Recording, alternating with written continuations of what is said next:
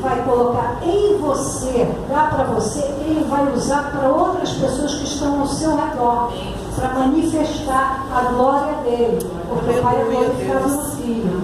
Então, quando eu ouvi essa parte assim, de alguma forma, foi um pregador que é um estudioso da palavra de Deus, é uma pessoa que tem compromisso com o estudo, de alguma forma, a Ana capturou o coração de Deus naquele momento. Quando ele morrer, eu não tenho quem botar no lugar. E aí, ela ofereceu o filho dela para ser um nazireu. Uma passaria navalha pela cabeça dele, ele não beberia vinho, ele seria dedicado à obra do Senhor. E foi assim que aconteceu. Logo ela engravidou, porque ela não engravidou de Eucana, ela engravidou de Deus. Profundo. Você entende que a promessa de Deus em você é a semente dele para gerar frutos? Para ele? Para ele. Tudo que ele te dá é para ele, para gerar frutos para ele. Então, quando ela saiu daquela oração, ela já teve fome, ela já foi comer, ela já se lavou, ela já se aprontou. Por quê? Porque ela sabia que naquele momento ela tinha tocado o coração de Deus. E assim é a igreja. A igreja não tem que pensar nada para ela mesma, mas sim para Deus. O que ela pode fazer aqui que vai evidenciar o brilho e a pureza? Lembra daquelas duas palavras? Brilhante e puro. O que ela pode fazer aqui na terra, aqui nesse local, que pode manifestar esses atributos de pureza e o brilho de Jesus para as pessoas verem? E aí, se você orar nesse sentido, Deus vai fazer em você essa centelha desse brilho aparecer, essa pureza aparecer, para que você contagie todo o corpo. Aí imagina cada um de nós brilhando, né? Cada um de nós sendo uma tocha, como é que vai ficar esse lugar? Em cada lugar que a gente estiver, a gente vai incendiar, vai brilhar como Jesus.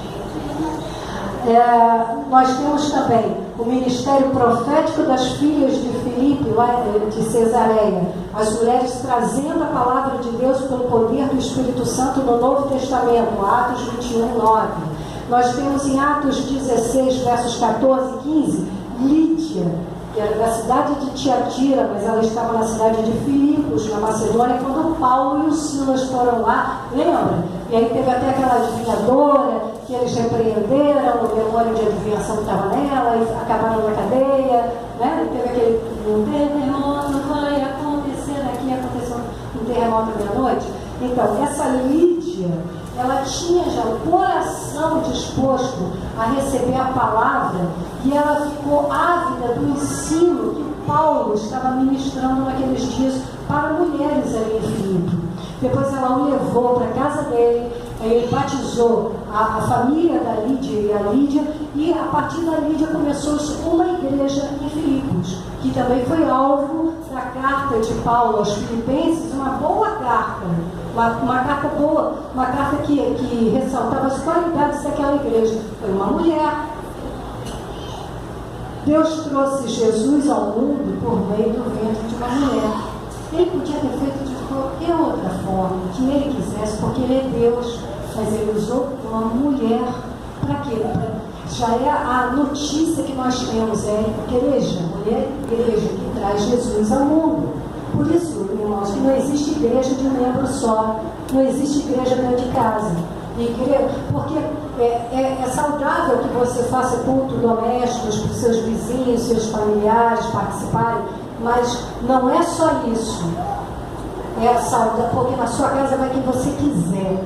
Então você já limita a ação do Espírito Santo. Agora aqui, com as portas abertas, entra quem o Espírito Santo trouxer. E cada um com as suas diferenças começa a praticar a arte de amar. Amar perdoando, amar suportando, amar tendo compaixão. Então, essa palavra é muito voltada para a igreja. O que é igreja? E Deus está falando aqui, falou através do André, no culto jovem, né? O que você vem fazer na igreja? Falou através do presbítero Beto, na pregação de domingo.